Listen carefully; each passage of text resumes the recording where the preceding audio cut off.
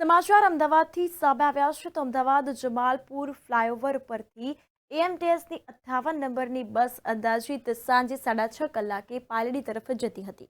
જે દરમિયાન મ્યુઝિયમ 4 રસ્તા પાસે બસ બંધ થઈ જતા બસ ડ્રાઈવર પ્રવીણભાઈ નીચે ઉતરીને ચેક કરતા હતા તો એકદમ ધુમાડો દેખાઈ આવ્યો હતો અને આગની જ્વાળા દેખાતા અફરાતફરીનો માહોલ સર્જાયો હતો।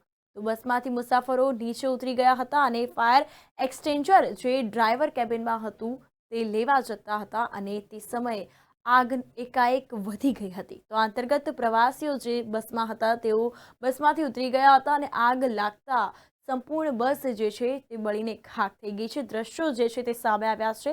તો પ્રાથમિક પૂછપરછમાં જાણવા મળ્યું છે કે આગ લાગવાનું કારણ વાયરિંગ શોર્ટ સર્કિટ જણાય છે।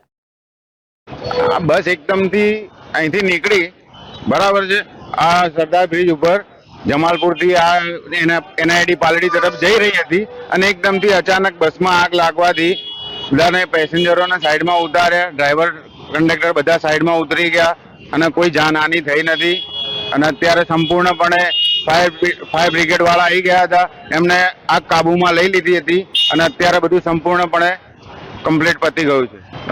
જમાલપુર સરદાર બ્રિજ ઉપર ટાગોર હોલની સામે બ્રિજના છેડા ઉપર એમટીએસની સીએનજી બસમાં આગ લાગી હતી, જેનો કોલ ફાયર બ્રિગેડને મળ્યો હતો। જમાલપુર ફાયર સ્ટેશનથી 3 ગાડીઓ અત્યારે હાલ કામમાં છે। આગ કંટ્રોલમાં આવી ગઈ છે અને ટ્રાફિક જે થયો હતો સાંજનો સમય છે, ટ્રાફિક ખૂબ જ હતો। હવે ધીરે ધીરે ટ્રાફિક બી નિયમિત થઈ રહ્યો છે, કોઈ જાનહાની નથી। જેવી ડ્રાઈવરને ખબર પડી, ડ્રાઈવરે બસ સાઈડમાં કરી અને તમામ પેસેન્જરો સહી સલામત ઉતરી ગયેલ છે। હાલમાં કોઈ જાણવા મળેલ નથી, પણ એની તપાસ કરાવી અને શું કારણથી આગ લાગી છે એ જરૂરથી ચેક કરાવીશું। ફાયર બ્રિગેડ જમાલપુર અને નવરંગપુરાથી સ્ટાફ આવેલો, ટોટલ 4 ગાડીઓ અત્યારે ઘટના સ્થળ ઉપર છે અને આગ અત્યારે સંપૂર્ણપણે કાબુમાં છે।